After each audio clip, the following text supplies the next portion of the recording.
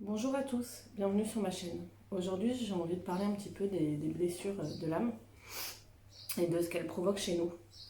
Alors du coup, depuis qu'on est petit, on grandit avec des choses qui nous blessent et qui nous touchent profondément dans notre intégrité et qui conditionnent l'être que l'on va devenir.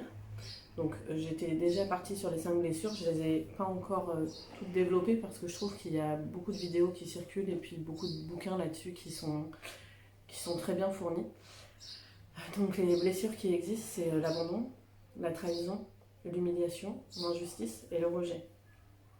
Déjà, ce qu'il faut savoir, c'est que donc effectivement, ces blessures, elles viennent toucher notre ego. On a un ego blessé, au final, qui réagit et qui interprète les choses, la vie, à travers, comme des lunettes un peu. Ça nous fait mettre un filtre, un masque aussi. Et du coup, on perçoit les choses, non pas la réalité, non pas telle qu'elle est, mais telle que nos blessures nous la font interpréter. Donc c'est un peu un cercle vicieux qui vient toujours euh, finalement nourrir des pensées de désamour derrière. Euh, en se sentant, c'est très narcissique en fait, en se sentant responsable, en pensant que c'est toujours lié à nous, etc. Et c'est un cercle sans fin. Et, euh, et souvent, du coup, quand on n'en est pas conscient, on a tendance à projeter vers les autres et les tenir responsables de ce qu'on ressent, responsables de ce qu'ils font. Alors, les autres sont clairement responsables de ce qu'ils font, mais par contre, pas de ce que nous, on va ressentir. Et, euh, et inconsciemment, ces blessures vont nous faire vivre des schémas, vont nous faire nous attirer des partenaires qui ne sont pas fiables, si par exemple c'est la blessure de trahison ou d'abandon, partenaires fuyants, etc. Bref, je n'ai pas envie de détailler les blessures parce que c'est pas le sujet de cette vidéo. Mais ce que j'ai envie de vous faire prendre conscience à travers cette vidéo, c'est plutôt du pouvoir que vous avez, de les reconnaître et d'enlever vos lunettes ou vos masques qui vous font interpréter la vie toujours en revivant le même schéma de souffrance. C'est la clé pour se libérer, en fait. Tant qu'on attend que ça vienne de l'extérieur et que ce soit les gens qui changent leur attitude, ça n'arrivera jamais.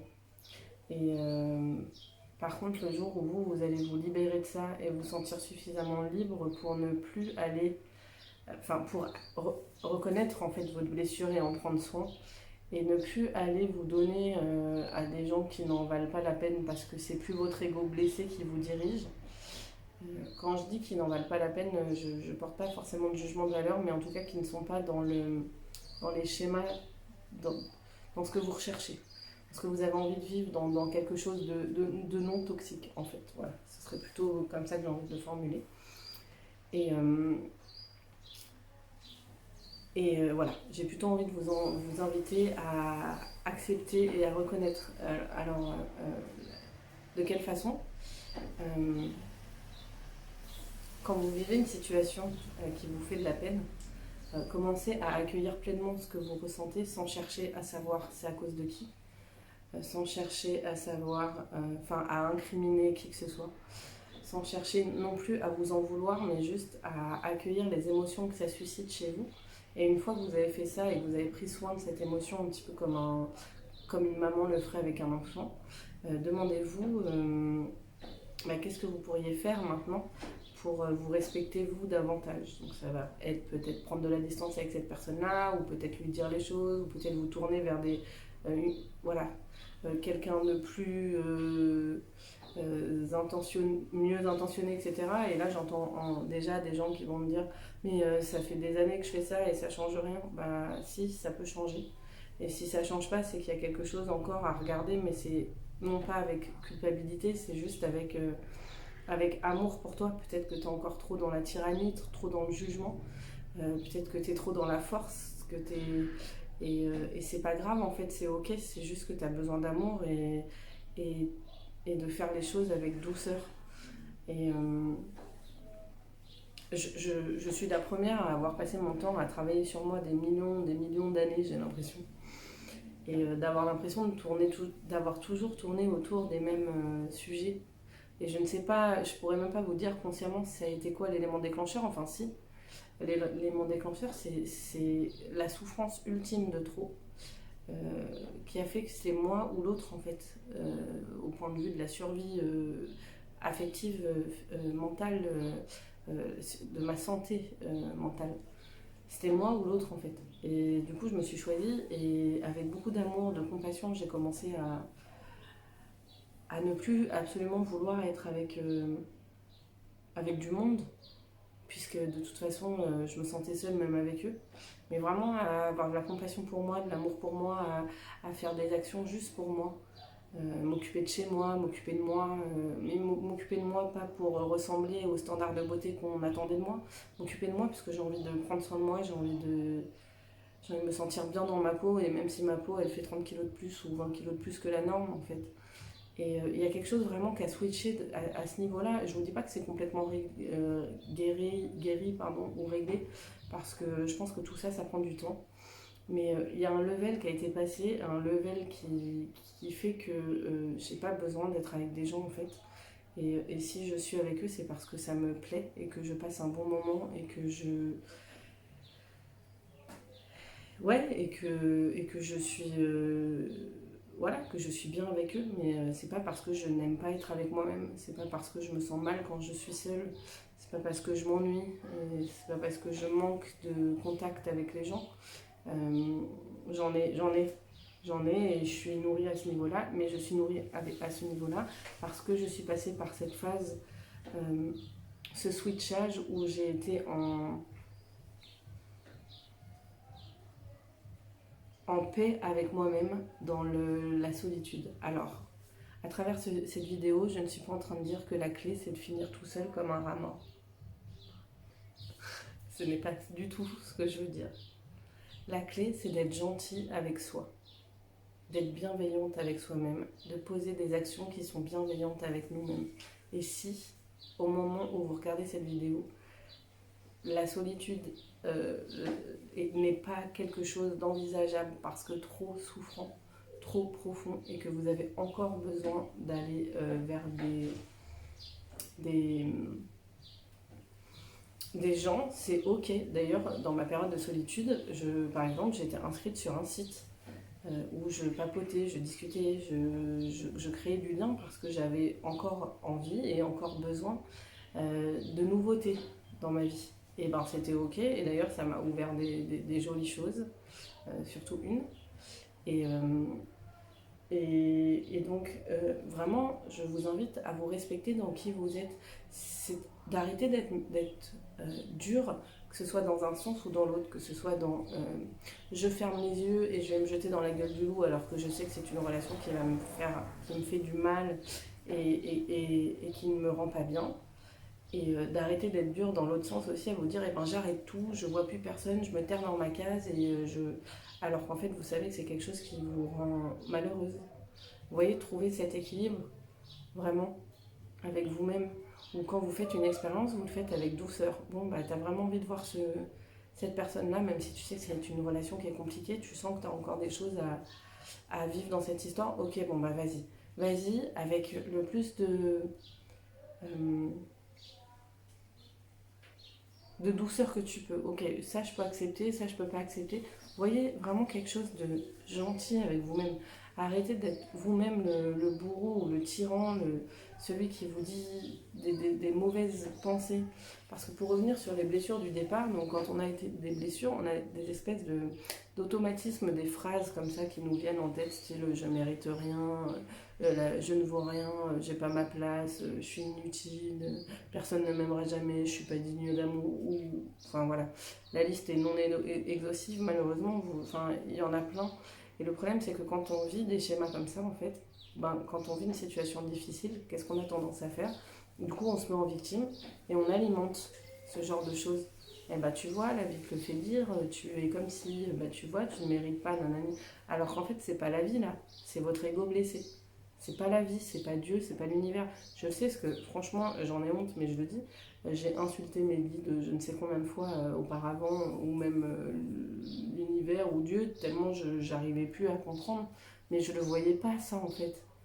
Je voyais pas que c'était un schéma de fonctionnement, une interprétation en fait de mes émotions qui était tellement vive que j'arrivais pas à voir qu'en fait ça venait de mon interprétation et de moi-même. Et si quelqu'un venait me le dire, ça m'énervait parce que j'étais pas d'accord. Et pour moi, c'était quelqu'un qui assumait pas ses responsabilités en fait. Et parce que je pense qu'on a chacun nos responsabilités, celui qui perçoit les choses d'une certaine façon. Et quand je dis responsabilité, c'est pas au sens culpabilité, c'est au sens le bon côté de cette phrase, c'est de savoir que en fait mon pouvoir je l'ai et il dépend de personne d'autre que de moi. Alors que quand j'ai tendance à croire que ça vient des autres, bah, je lui donne les clés. Et donc c'est pas au sens je suis responsable, c'est moi qui l'ai créé. C'est plus au sens c'est à l'intérieur de moi que je vais pouvoir bouger quelque chose pour ne plus jamais me mettre dans cette situation. Pour ne plus jamais revivre ces schémas où en fait c'est mon ego blessé qui prend le lead parce que je suis désalignée, je suis pas alignée en fait. Et voilà, c'est ce que j'avais envie de voir aujourd'hui avec vous. Et ce que j'ai envie de livrer comme message d'espoir, c'est que en fait, il n'y a pas de meilleur jour que maintenant et tout de suite pour pouvoir traiter les choses et se libérer en fait. Du coup, la clé, c'est ça, c'est de se dire que, mais si en fait c'est à l'intérieur de moi que je peux modifier juste en changeant de lunettes, en changeant de perception, en changeant de regard, en,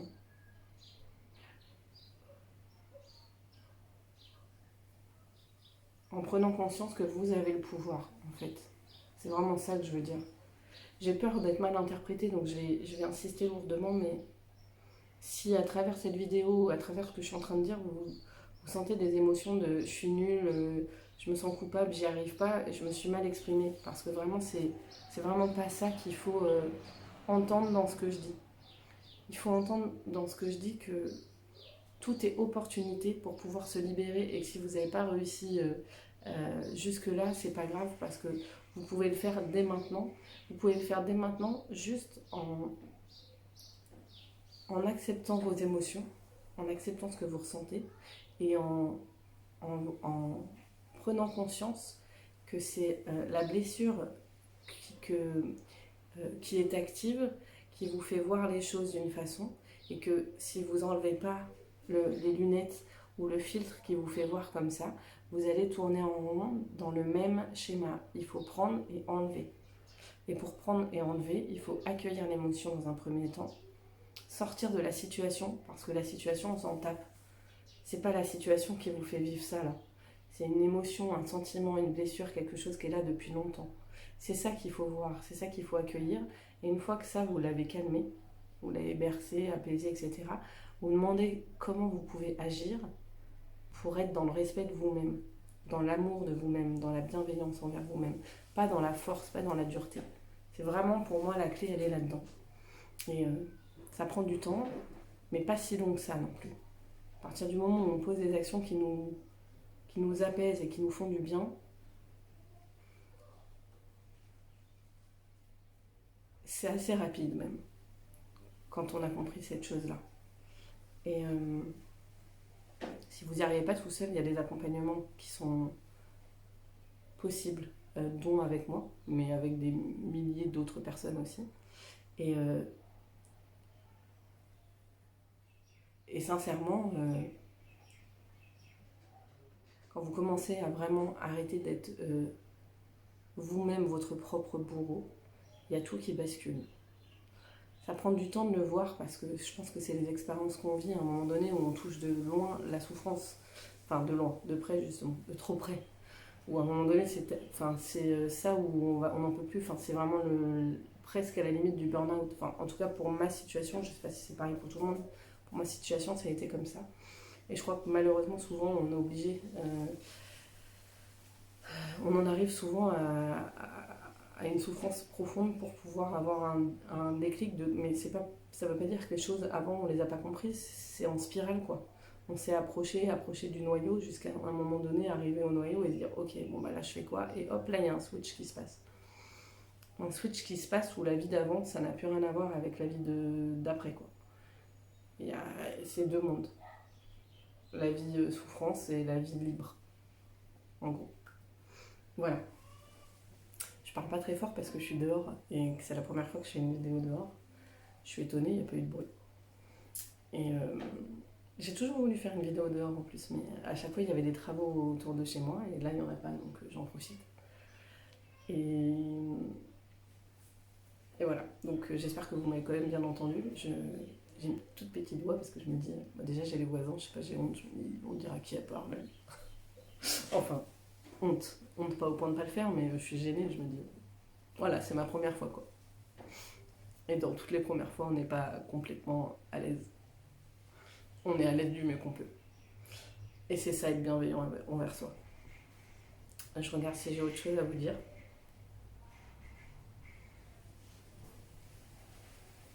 Ouais, maintenant, je crois que j'ai fait le tour. Je voulais vous parler des blessures qui nous font devenir narcissiques malgré nous. Parce que les émotions sont tellement fortes qu'on les met sur quelqu'un. Alors qu'en fait, c'est notre ego à nous, qui est blessé à nous, qui crie en fait parce qu'on n'entend pas. Parce qu'on n'entend pas la partie de nous qui souffre et qu'on n'arrive pas à prendre soin d'elle. On voudrait que ce soit quelqu'un d'autre qui le fasse. Mais en fait, c'est notre travail à nous. Et quand on le fera, et ben, plus jamais les gens nous feront autant souffrir. Parce que il y aura une stabilité en fait à l'intérieur de soi. Il y aura quelque chose de beaucoup plus apaisé, beaucoup plus stable. Voilà. Je vous invite à commenter si vous avez envie, m'envoyer un mail si vous le souhaitez, à regarder ma vidéo sur les consultations si vous souhaitez faire un accompagnement. Je vous remercie de m'avoir suivi et je vous dis à bientôt.